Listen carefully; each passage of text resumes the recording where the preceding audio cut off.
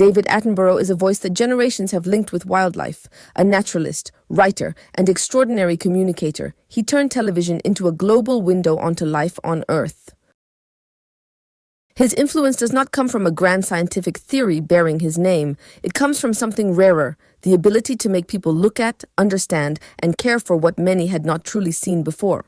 Before him, television often showed animals as curiosities, sometimes even as trophies. Through his series, they came to be shown more and more as living beings embedded in habitats, behaviors, and fragile balances. His impact on visual culture is enormous. Millions of viewers learn to see a bird's courtship, a predator's hunt, or the slow disappearance of a habitat as global events rather than distant details. His influence goes beyond the screen. After Blue Planet 2, plastic pollution became for many people a concrete, emotional, and political issue. In the United Kingdom, public officials even referred to an Attenborough effect. He also changed the role of the narrator.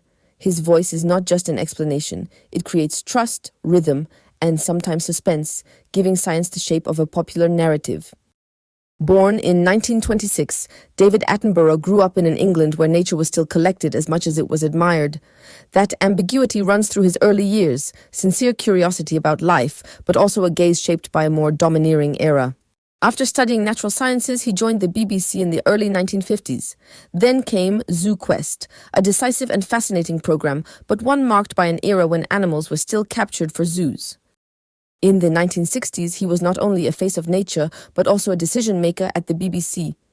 At BBC Two and later in programming leadership, he helped establish a more ambitious, more cultural and more experimental television.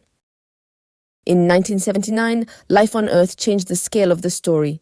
Life was no longer a sequence of remarkable animals. It became a continuous narrative from evolution to behavior, told with spectacular clarity.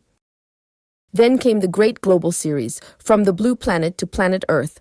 With new cameras, long shoots, and more cinematic storytelling, he helped bring nature into the era of large-scale television spectacle. But as his films progress, the tone changes. Wonder remains, yet it comes with a warning: extinctions, climate disruption, habitat destruction.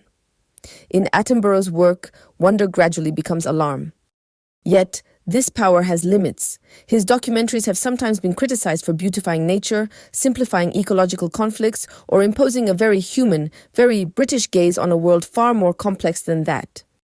That may be why his later work strikes so deeply.